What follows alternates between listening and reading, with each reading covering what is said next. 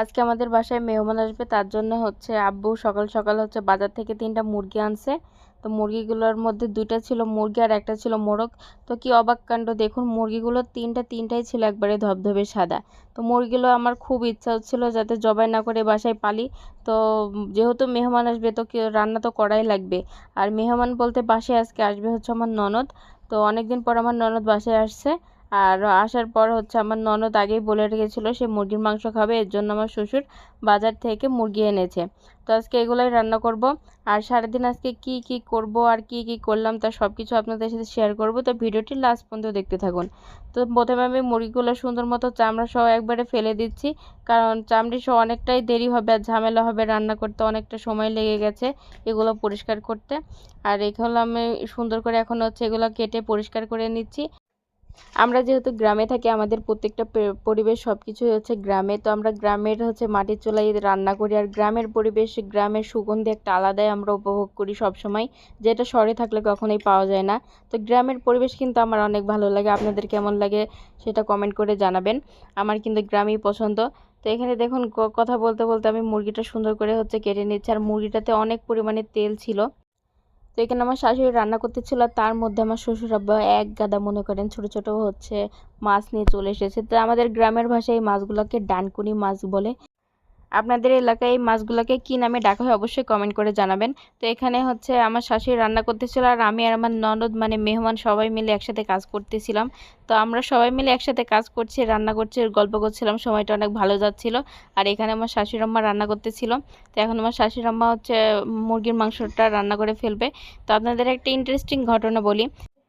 আমার বিয়ের পর যখন আমি আমার শ্বশুর বাড়িতে আসি, তখন আমার শ্বশুর বাড়ির লোকজন অনেক বেশি পরিমাণে ঝাল খেত, যেটা আমি খাইতে পারতাম না। তো আস্তে আস্তে মনে করেন তারা আমার জন্য ঝালটা কমাই দিয়েছে। তো এখন মনে করেন স্বাভাবিকের মধ্যে আছে।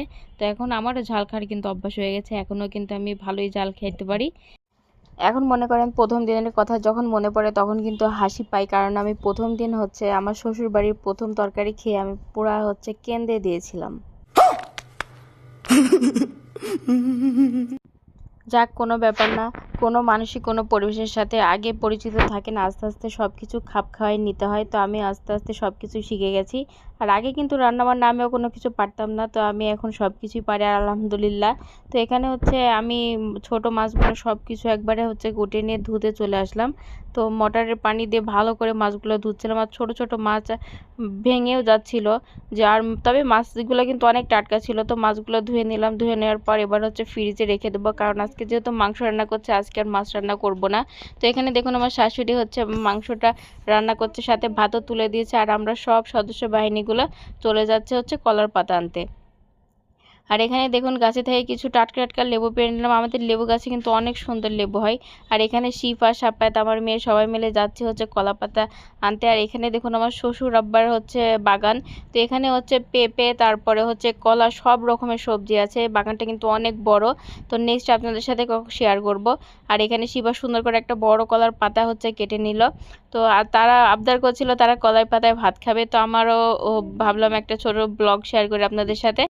তো এখানে লেবু আর কলার পাতা কেটে নিয়ে হচ্ছে সুন্দর মতো আমরা বাসায় চলে গেছি। তো বাসায় যাওয়ার পর দেখি যে হচ্ছে আমার মাংস রান্না পুরা শেষ। তো মাংসের কালারটা দেখুন কতটা লোভনীয় হয়েছে আর কতটা টেস্টফুল, দেখে বোঝা যাচ্ছে যে অনেকটা টেস্ট হয়েছে। এমন লাল লাল হচ্ছে মুরগির পাতলা ঝোল কিন্তু আমার খুবই পছন্দ, আমার খুবই ভালো লাগে। তো এখানে মাংসটা হচ্ছে আম্মা নামাই নিয়েছে, আর এখানে দেখুন সবাই কলার পাতা নিয়ে রেডি খাওয়ার জন্য। তারা 3জন বসে পড়েছে। আসলে ছোট বাচ্চারা তো হচ্ছে সেভাবে খেতে চায় না, কিন্তু তাদেরকে যদি অন্যরকমভাবে যদি একটু খাবারটা পরিবেশন করা যায় তাহলে তারা কিন্তু অনুপ্রেরণা পেয়ে সুন্দর মতো খাবারটা খেয়ে ফেলে। যেমন দেখুন তাদেরকে হচ্ছে একটু এভাবে দিয়ে বলেছি, তাদেরকে দিয়ে ব্লগ করাবো, তারা কিন্তু সুন্দর মতো মজা করে খাবারটা খেয়ে ফেলেছিল। তো এখানে দেখুন তারা 3জন মজা করে খাচ্ছে, ছোট ছোট 3টা ছানা। তো তাদের জন্য সবাই দোয়া করবেন, তারা যাতে সব সময় ভালো থাকে, সুস্থ থাকে। তো এখানে সবাই দেখেন সুন্দর মতো খাচ্ছে আর বলছে অনেক মজা হয়েছে। তো সবাই আমার ছানাপোনাদের জন্য সবাই দোয়া করবেন। আর ভিডিওটি ভালো লাগলে অবশ্যই অবশ্যই like comment share and subscribe করতে ভুলবেন না। আর আপনারা সবাই একটু বেশি বেশি কমেন্ট করবেন। দেখা হবে পরের ভিডিওতে। আজকের ভিডিওটি এই পর্যন্ত, সবাই ভালো থাকবেন। আল্লাহ হাফেজ।